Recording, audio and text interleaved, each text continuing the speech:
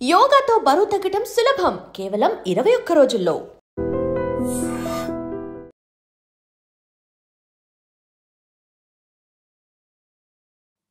Welcome to I dream. నా పేరు Lumbini.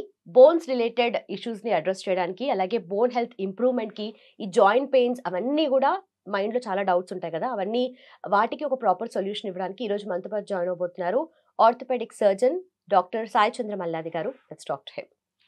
Hello sir, నమస్తే. నమస్తే. So bone related or joint pains అన్నప్పుడు ఫస్ట్ ఆర్థరైటిస్, ఆస్టియోపోరోసిస్ అని గుర్తొస్తూ ఉంటాయి. సో ఆ రెండింటి మధ్య డిఫరెన్స్ ఏంటి సార్? ఆర్థరైటిస్ అంటే ఏంటంటేనండి, బేసిక్గా జాయింట్ యొక్క ఐటిస్ అంటే ఇన్ఫ్లమేషన్ అనమాట. ఫర్ ఎగ్జాంపుల్ సైనోవైటిస్ ఉందనుకోండి, అంటే సైనోవియం వాయడం, ఓకేనా. అట్లాగే ఇప్పుడు గ్యాస్ట్రైటిస్ అని ఉందనుకోండి, సో మనకి ఈ స్టమక్ సంబంధించిన వాపు. ఏదైనా ఐటిస్ అని ఉంది అంటే అపెండిసైటిస్ ఉందనుకోండి, ఓకేనా, అంటే అపెండిక్స్ వాపు, అంటే ఇన్ఫ్లమేషన్ రావడం అనమాట బేసిక్గా. సో అదొక జనరల్ టర్మ్, ఓకేనండి. సో అది ఎందువల్ల రావచ్చు? ఒకటి ఏజ్ వల్ల రావచ్చు, ఇంకోటి రుమటాయిడ్ ఆర్థరైటిస్ వల్ల రావచ్చు. ఏజ్ వల్ల వచ్చిన దాన్ని డీజనరేటివ్ ఆస్టియో ఆర్థరైటిస్ అంటాం. సో రుమటాయిడ్ ఆర్థరైటిస్ వచ్చిందనుకోండి, రుమటాయిడ్ ఆర్థరైటిస్ వల్ల వచ్చిందని, రుమటాయిడ్ ప్రాబ్లం ఉన్నప్పుడు వచ్చిందంటే దాన్ని రుమటాయిడ్ ఆర్థరైటిస్ అంటాం. అంటే కీళ్ళవాతం లాగా జనరల్ టర్మ్స్లో చెప్పాలంటే కొంతమందికి జాయింట్స్ అన్నీ ఇట్లా వాచిపోతాయండి. పొద్దున్నే లేయంగానే జాయింట్లు టైట్ అయిపోతాయి, స్వెల్లింగ్ ఉంటుంది, సివియర్గా వాళ్ళకి స్టిఫ్నెస్ కూడా ఉంటుంది. అది యూరిక్ యాసిడ్ పెరుగుదల వల్ల కూడా రావచ్చు. సో ఆర్థరైటిస్ అనేది ఒక జనరల్ టర్మ్ అండి. సో ఆస్టియోపోరోసిస్ అంటే ఏంటి? బోన్స్ వీక్ అయిపోవడానికి మనం కామన్గా వాడే పదాన్ని ఆస్టియోపోరోసిస్ అంటాం. సో దీంట్లో మళ్ళీ టీ స్కోరు, జెడ్ స్కోర్ అని ఉంటాయండి. బిఎండి టెస్ట్ ద్వారా మనం డయాగ్నోస్ చేస్తాం.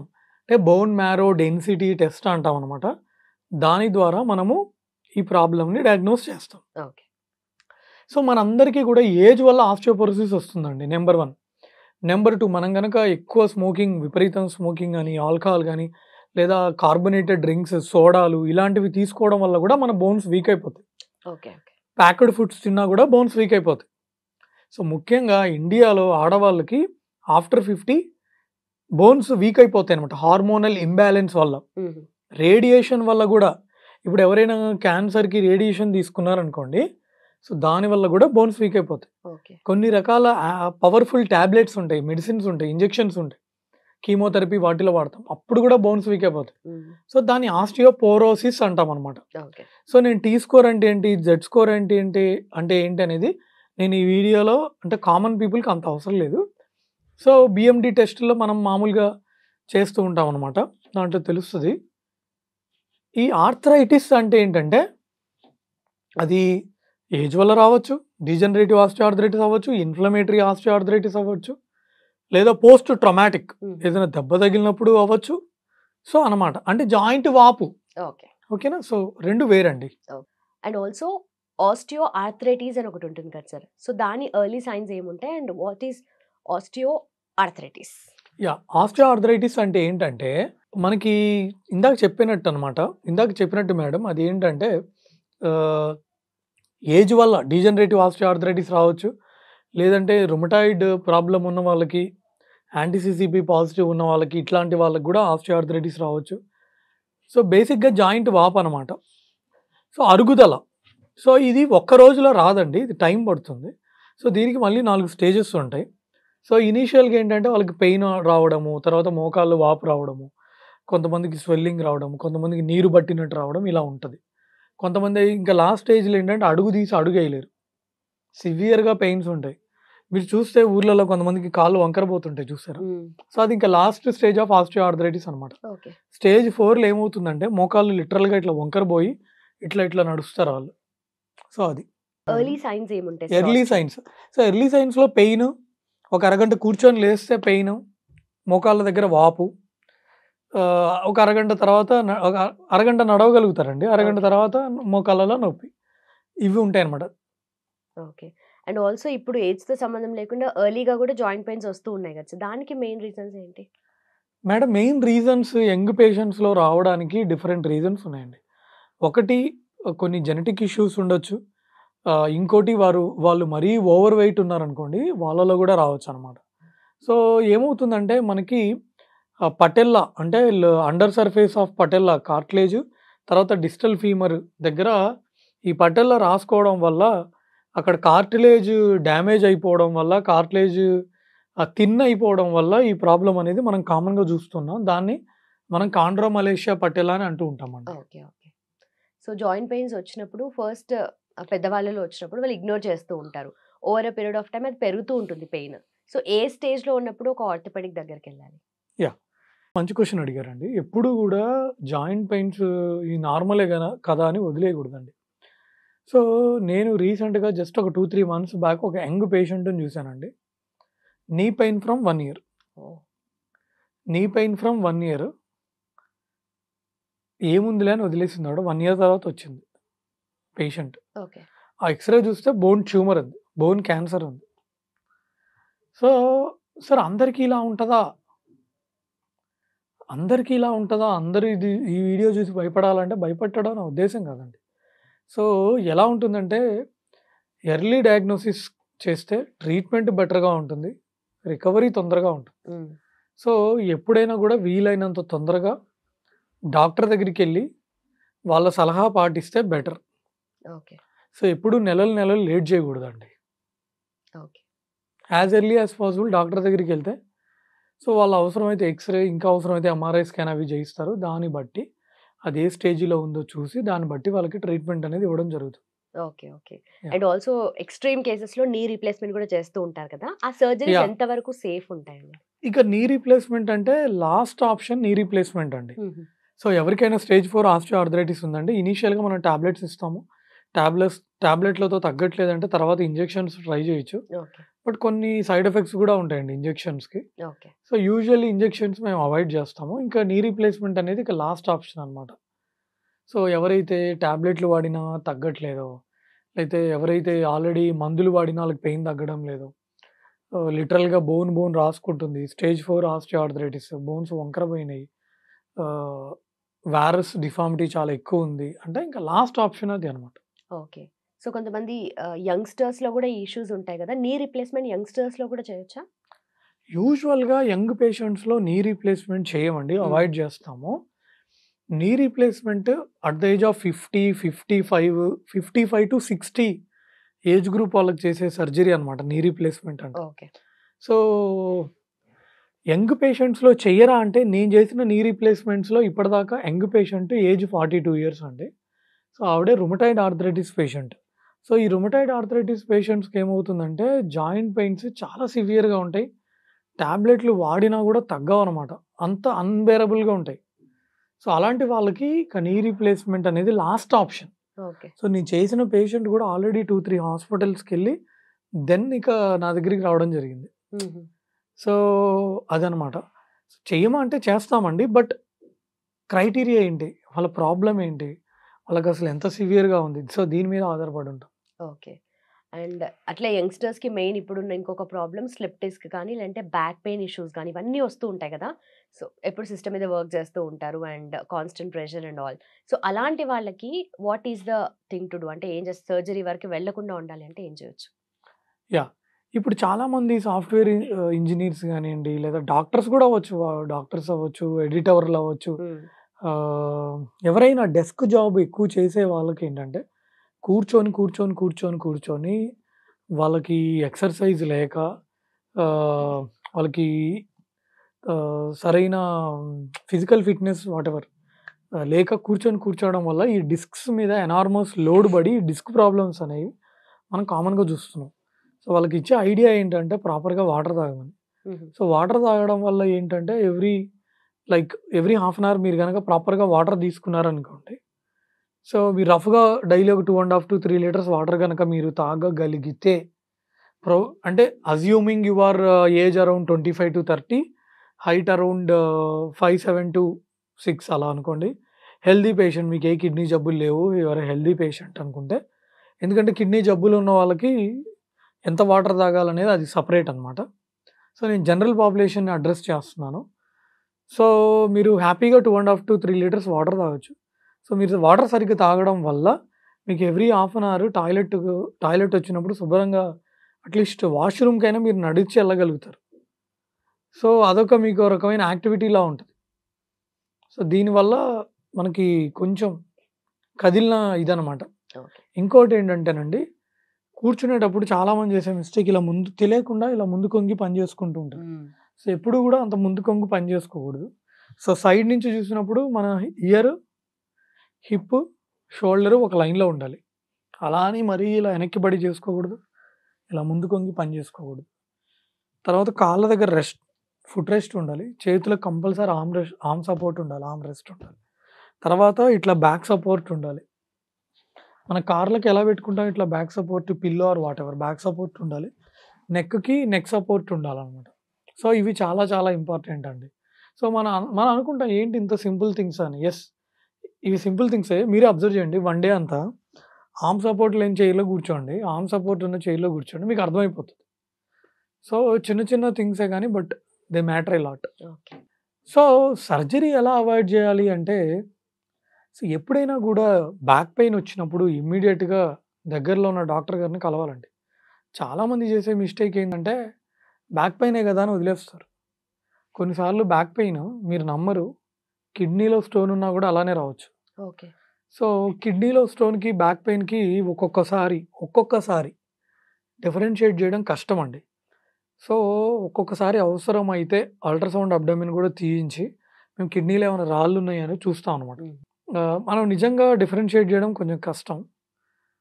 సో నేను ఇందాక చెప్పినట్టు ఇమీడియట్గా డాక్టర్ని కలవడం నెంబర్ 1. నెంబర్ 2, మీకు గనక ఒక కాలంతా లాగుతుంది అనుకోండి, దాన్ని రాడికులోపతి అంటారు లేదా సయాటికా అంటారు. సో అలాంటప్పుడు మీరు అస్సలు నెగ్లెక్ట్ చేయకూడదు. సో మీరు కంపల్సరీ ఆర్థోపెడిక్ సర్జన్ని కన్సల్ట్ అవ్వండి, ఆ నియర్ బై డాక్టర్ని. సో ప్రాపర్గా వాళ్ళు ఇచ్చే మెడిసిన్స్ వాడండి, రెస్ట్ తీసుకోండి. సివియర్ పెయిన్ అవుతాయి కొన్ని డేస్ పాటు. సడన్గా వంగడం, బరువులు ఎత్తడం లాంటివి చేయొద్దు. వెయిట్ ఎక్కువ ఉంటే వెయిట్ కంట్రోల్లో పెట్టుకోవడానికి ట్రై చేయండి. సో ఈ సింపుల్ టిప్స్ ఫాలో అవ్వండి, ఓకేనా? మీకు డాక్టర్ గారు మిమ్మల్ని ఎగ్జామిన్ చేసి అవసరమైతే ఎక్స్రే, ఎంఆర్ఐ స్కాన్ తీయించి దాన్ని బట్టి మీకు ట్రీట్మెంట్ అనేది ఇవ్వడం జరుగుతుంది, ఓకేనా? Okay sir. And also frozen shoulder అనే కంప్లైంట్ కూడా ఉంటుంది కదా. సో ఫ్రోజన్ షోల్డర్ అంటే ఏంటి ఎగ్జాక్ట్లీ? ఫ్రోజన్ షోల్డర్ అంటే ఏంటంటేనండి, మనకి షోల్డర్ జాయింట్లో ఇది ఒక బాల్ అండ్ సాకెట్ జాయింట్ అనమాట. సో గ్లీనాయిడ్ ఏమో ఒక సాకెట్ మాదిరి ఉంటుంది, హ్యూమరల్ హెడ్ ఏమో ఒక బాల్ మాదిరి ఉంటుంది. సో దీంట్లో ఇది క్లియర్గా ఇట్లా తిరుగుతూ ఉంటుంది, ఓకేనా? సో ఇది ఎవరిలో వస్తుంది ఫ్రోజన్ షోల్డర్ అంటే, ముఖ్యంగా డయాబెటిక్ పేషెంట్స్లో, పార్కిన్సోనిజం పేషెంట్స్లో, ఆల్రెడీ పక్షవాతం వచ్చిన వాళ్ళలో, ఆల్రెడీ గుండెపోటు వచ్చిన వాళ్ళలో, లేదా హైపోథైరాయిడ్ పేషెంట్స్లో, వీళ్ళలో ఏమవుతుందంటే వీళ్ళకి కింద పడరు, దెబ్బ తగలదండి. కామన్గా డయాబెటిక్ పేషెంట్స్, హైపోథైరాయిడ్ పేషెంట్స్లో వస్తుంది. సో స్లోగా షోల్డర్ జాయింట్ టైట్ అయిపోతుంది. ఓకే. సో ఇట్లా లేపండి అంటే వాళ్ళు మామూలుగా ఇలా లేపలేరు, వాళ్ళు ఇంత దాకా వస్తుంది లేదా ఇంత దాకా వస్తుంది. షర్ట్ వేసుకోవడానికి ఇబ్బంది, తలదూకోవడానికి ఇబ్బందిగా ఉంటుంది, డ్రెస్ వేసుకోవడానికి ఇబ్బందిగా ఉంటుంది అనమాట వాళ్ళకి. సో ఎందుకు వస్తుంది అంటే, నేను ఇందాక చెప్పినట్టు డయాబెటిక్ పేషెంట్స్లో ఆ క్యాప్షూల్ దగ్గర టైట్ అయిపోతుంది అనమాట. బేసిక్గా క్యాప్షూల్ టైట్ అయిపోతుంది ఎవరిలో, డయాబెటిక్ పేషెంట్స్లో. ఎందుకు అవుతుంది అంటే బేసిక్గా షుగర్ లెవెల్స్ వల్ల అక్కడ ప్రోటీన్స్కి కొంచెం బైండ్ అయిపోయి, అంటే అంత డెప్త్గా మనకి ఇది వీడియోలో అవసరం లేదు, బట్ తెలియడానికి నేను చెప్తున్నానండి. సో షుగర్ కంట్రోల్లో పెట్టుకోవడం చాలా చాలా ఇంపార్టెంట్. రెగ్యులర్గా షోల్డర్ మూమెంట్స్ చేయడం చాలా చాలా ఇంపార్టెంట్. ఓకే. అండ్ దీనికి బెస్ట్ సర్జరీ ఏంటి సార్? సర్జరీ అంటే లాస్ట్ ఆప్షన్ అండి, చాలా చాలా చాలా లాస్ట్ ఆప్షన్. సో ఇనీషియల్గా ఫిజియోథెరపీతో చాలామందికి తగ్గిపోతుంది. 90 to 95% పేషెంట్స్కి సింపుల్ ఎక్సర్సైజెస్ అండ్ ఫిజియోథెరపీతో ఫ్రోజన్ షోల్డర్ తగ్గిపోతుంది. కేవలం కొంతమంది పేషెంట్లకి మాత్రమే ఒక ఇంజెక్షన్ కానీ ఏమన్నా సజెస్ట్ చేస్తాం. దాంతో కూడా తగ్గట్లేదంటే ఎంయూఏ చేస్తాం, మ్యానిపులేషన్ అండర్ అనస్థీషియా. అంటే మత్తు మంది ఇచ్చి షోల్డర్ జాయింట్ని తిప్పుతాం అనమాట ఇట్లా. సో దీన్ని ఎంయూఏ అంటారు. సో ఇది ఇంకా లాస్ట్ స్టేజ్లో రొటేటర్ కఫ్ మజిల్స్ నార్మల్గా ఉన్నాయి అలా అనుకున్నప్పుడు, సో ఓన్లీ క్యాప్షూల్లో ప్రాబ్లం ఉంది, కఫ్ మజిల్స్ బాగానే ఉన్నాయి అనుకున్నప్పుడు మనము ఎంయూఏ చేయడం జరుగుతుంది. బట్ రొటేటర్ కఫ్ మజిల్స్ కనుక చినిగితే అప్పుడు ఇక లాస్ట్ ఆప్షన్ ఆ చినిగిన టైప్ పార్షియల్ టేరా, కంప్లీట్ టేరా. సో మళ్ళీ దాంట్లో కొన్ని ఉంటాయి అన్నమాట. ఎంతవరకు రిట్రాక్ట్ అయింది, వేస్టింగ్ ఎలా ఉంది, ఫ్యాటీ ఇన్ఫిల్ట్రేషన్ ఎలా ఉంది. సో దీనన్నిటిని ఆధారం చేసుకొని నెక్స్ట్ దానికి ఆర్థ్రోస్కోపీ సర్జరీ అవసరమా కాదా అనేది చూసి చెప్తాం అనమాట. Okay. And also bone cracks కానీ అలాగే హెయిర్ లైన్ ఫ్రాక్చర్స్ అని అంటారు కదా సార్. సో ఈ రెండింటి మధ్య డిఫరెన్స్ ఏంటి? బోన్ క్రాక్ అన్న హెయిర్ లైన్ అన్న ఇంచుమించు ఒకటేనండి. చాలామంది ఏంటంటే వాళ్ళకి అర్థం కావడానికి హెయిర్ లైన్ ఫ్రాక్చర్ అని చెప్తాం. Okay. For example like bike మీద నుంచి కింద పడ్డారు, డిజిటల్ రేడియస్ దగ్గర తగిలింది. సో ఒక్కొక్కసారి చిన్న లైనే ఉంటుంది, సో దాన్ని క్రాక్ అని అంటుంటాం లైక్ అర్థం కావడానికి. సో ఒక్కోసారి యాంకిల్లో అవుతుంది. సో అంటే ఇప్పుడు ఆర్థోపెడిక్స్లో ఏంటంటేనండి, any discontinuity in the continuity of the cortex of a bone is called fracture. అంటే ఇట్లా కంటిన్యూస్గా ఇలా వెళ్తుంది కదా కార్టెక్స్, ఇక్కడ బ్రేక్ అవుతుంది దాన్ని ఫ్రాక్చర్ అంటాం. సో ఫ్రాక్చర్లో మళ్ళీ టైప్స్ ఉన్నాయి. కంప్లీట్ ఫ్రాక్చరా, ఇన్కంప్లీటా, డిస్ప్లేస్డా, అన్డిస్ప్లేస్డా, స్పైరలా, లాంగ్ ఆబ్లిక్కా చాలా ఉంటాయి. అంటే పక్కకు జరిగిందా, జరగలేదా, ఎట్లా ఇరిగింది, అడ్డంగా ఇరిగిందా, నిలువు ఇట్లా పక్కకు ఇరిగిందా, మొత్తం స్పైరల్గా ఇరిగిందా, ఓపెన్ మొత్తం బయటకు వచ్చేసి రక్తం. కొన్నిసార్లు మనం చూస్తుంటాం రోడ్ యాక్సిడెంట్లలో ఎముకలు బయటకు కనపడతా ఉంటాయి. సో అట్లా ఓపెన్ ఫ్రాక్చరా, సింపుల్ ఫ్రాక్చరా, లోపలికే ఉందా, క్లోజ్డ్ ఫ్రాక్చరా, కమ్యూనిటెడ్ పొడి పీసులు 5-6 పీసులు అయింది అనుకోండి ఒక్కొక్కసారి, దాన్ని కమ్యూనిటెడ్ అంటాం. సో ఫ్రాక్చర్ క్లాసిఫికేషన్ చాలా పెద్దది.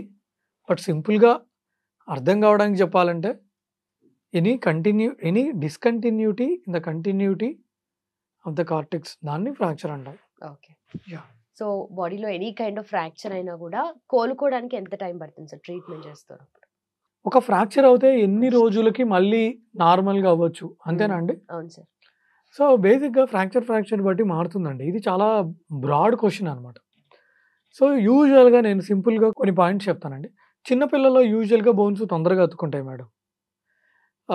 హెచ్ఐవి పేషెంట్స్లో కానివ్వండి, లేదా ఇమ్యూనిటీ బాగా తక్కువ ఉన్న పేషెంట్స్లో కానివ్వండి, లేదా బాగా ఎల్డర్లీ పేషెంట్స్లో కానివ్వండి, వాళ్ళకి ఇమ్యూనిటీ తక్కువ ఉండడం వల్ల బోన్స్ లేట్గా అతుక్కుంటాయి. సో ఓపెన్ ఫ్రాక్చర్, బోన్ ఇట్లా ఇరిగిపోయి బయటకు వచ్చేసింది అనుకోండి, ఆ ఫ్రాక్చర్లు లేట్గా అతుక్కుంటాయి, ఇన్ఫెక్షన్స్ వచ్చే ఛాన్స్ ఎక్కువ ఉంటుంది. ఓకే. అట్లా కాకుండా మామూలుగా చెయ్యి ఇరిగింది లేదా కాలు ఇరిగింది, బయటకేం రాలేదు ఎముక అంటే వాటిని క్లోజ్డ్ ఫ్రాక్చర్స్ అంటాం. వాటికి కొంచెం బెటర్ హీలింగ్ పొటెన్షియల్ ఉంటుంది. ఇంకోటి ట్రాన్స్ఫర్స్, అడ్డంగా ఇరిగిన దానికన్నా కొంచెం ఆబ్లిక్గా ఇరిగిన దానికి కొంచెం తొందరగా అతుక్కుంటుంది. ఓకే. ఇంకోటి ఇప్పుడు ఓపెన్ ఫ్రాక్చర్స్లో బోన్ పీసులు ఒక్కోసారి బయటపడిపోయి మిస్ అయిపోతాయండి. సో అలాంటప్పుడు గ్యాప్ ఉంటుంది కాబట్టి అవి అతుక్కునే ఛాన్స్ తక్కువ అనమాట. ఓకే. రికవరీ టైం అనేది ఫ్రాక్చర్కి మారుతుందండి. ఇప్పుడు చేతుల దగ్గర ఫ్రాక్చర్స్ అయినాయి అనుకోండి, యూజువల్గా 3-4 వారాలు అతుక్కుంటాయి. తొడెముక ఉందనుకోండి, యూజువల్గా 3 to 6 months టైం పడుతుంది. కాలెముకైనా అంతే 3 to 6 months టైం పడుతుంది. సో పెల్విస్ ఫ్రాక్చర్ ఉందనుకోండి, కొంచెం తొందరగా అతుక్కుంటుంది. సో ఏదైనా మెటఫేషియల్ ఫ్రాక్చర్స్ అయితే కొంచెం తొందరగా అతుక్కుంటాయి అనమాట. Okay. And don't forget to subscribe to iDream. And for more videos, please subscribe to iDream. Please subscribe to iDream. Please subscribe iDream. And please subscribe to iDream. For more videos, subscribe to iDream. please like, share and subscribe to the channel. Congratulations, iDream. Subscribe to iDream. Subscribe to iDream. So subscribe to iDream Media. iDream ki iDream team andarki huge congratulations. Please subscribe iDream Media. Please subscribe to iDream. Subscribe iDream. Please subscribe to iDream. iDream అంటే నా కళల channel subscribe చేసుకున్న నోరు తిరుగుతలేదు, మీరైతే గంట గుర్తు కొట్టండి. For more such videos, please subscribe to iDream. Subscribe to iDream. Please subscribe to iDream. Please subscribe iDream Media. Please do subscribe to iDream. Please subscribe to iDream Media. For best entertainment and information, please subscribe iDream.